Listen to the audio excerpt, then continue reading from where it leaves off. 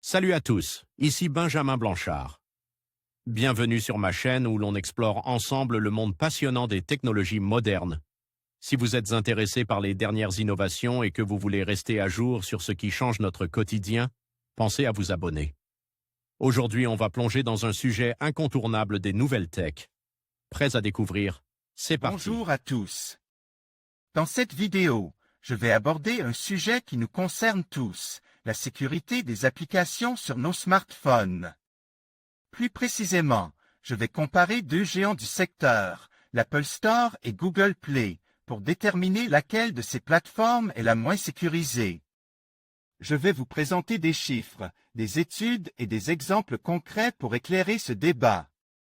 Restez avec moi pour découvrir où se cachent les véritables risques et comment protéger vos données personnelles. C'est parti! Des chercheurs en cybersécurité de RiskIQ ont publié une analyse des menaces mobiles. Elle met en lumière la dangerosité des magasins d'applications tiers. Ils représentent un taux de malware beaucoup plus élevé que sur l'App Store d'Apple ou le Play Store de Google. Un rapport de RiskIQ, une société de cybersécurité américaine, pointe du doigt les problèmes de sécurité des magasins des applications.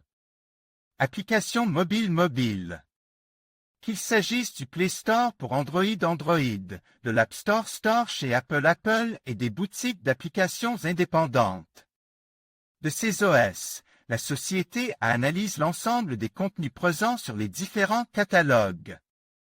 L'objectif, dresser la liste noire de qui pouvait présenter un risque. Adware, fausse application pour les taxes aux États-Unis ou le Black Friday. Voici quelques-unes des nombreuses menaces détectées.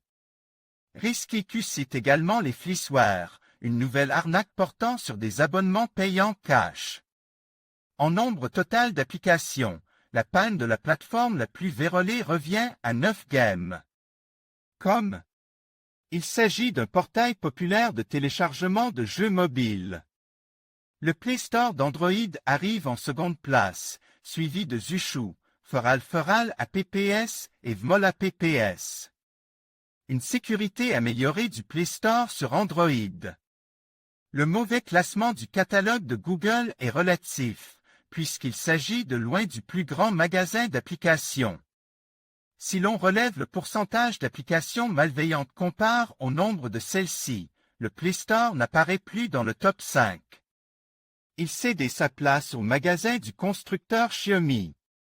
Il faut dire que Google a amélioré considérablement la sécurité de son catalogue, puisque, toujours selon ce rapport, le nombre d'applications placées sur liste noire a diminué en 2019 de 76,4%.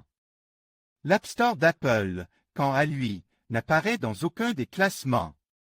Les chercheurs expliquent cela par le processus de validation très strict de la part de la firme à la pomme. Globalement, les différentes menaces proviennent de Chine. Les chercheurs soulignent également l'intérêt limite des antivirus mobiles pour se prémunir de tels nuisibles. Au final, l'idéal reste, comme répété souvent, de se contenter d'exploiter les boutiques d'applications disponibles sur le mobile.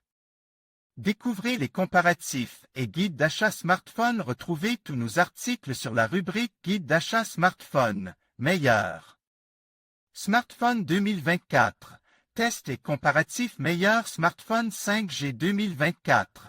Test et comparatif meilleur smartphone Apple 2024. Test et comparatif les meilleurs smartphones à moins de 800 €, lequel choisir en 2024? Les top smartphones haut de gamme à moins de 700 €, les meilleurs smartphones à moins de 600 €, lequel choisir en 2024? En conclusion, après avoir examiné les différentes plateformes d'application, il est clair que la sécurité varie considérablement d'une plateforme à l'autre.